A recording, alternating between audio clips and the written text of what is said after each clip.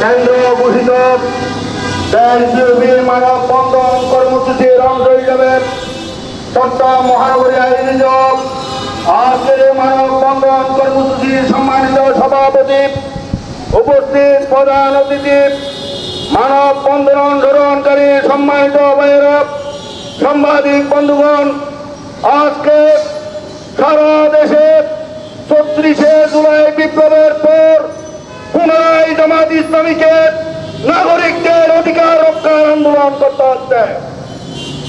বাংলাদেশের নাগরিকরা ৫৪ বছর বঞ্চিত হয়েছে।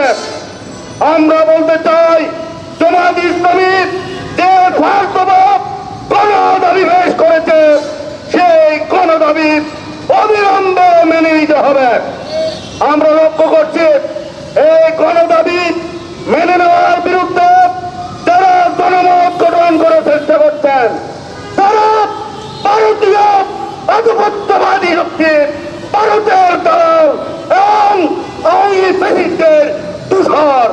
আমি অবিলম্বে চট্টগ্রামের বিভিন্ন প্রশাসনিক জায়গায় আওয়ামী ফ্যাসিস্টের দূষররা যারা বিভিন্ন টেবিলে বসে থেকে এই বিপ্লবের বিরোধিতা করছে, তাদেরকে চিহ্নিত করে গ্রেফতার করার দাবি জানাচ্ছে। সংগ্রামী বন্ধুগণ, আসুন জামাত ইসলামী ঘোষিত নাগরিকদের কল্যাণের আজকের কর্মসূচি সফল করার মধ্য দিয়ে বাংলাদেশকে উন্নত, সমৃদ্ধ, স্বাধীন বাংলাদেশে রূপান্তরিত করি। আমার তৌফিক ইল্লা বিল্লাহ। আসসালামু আলাইকুম।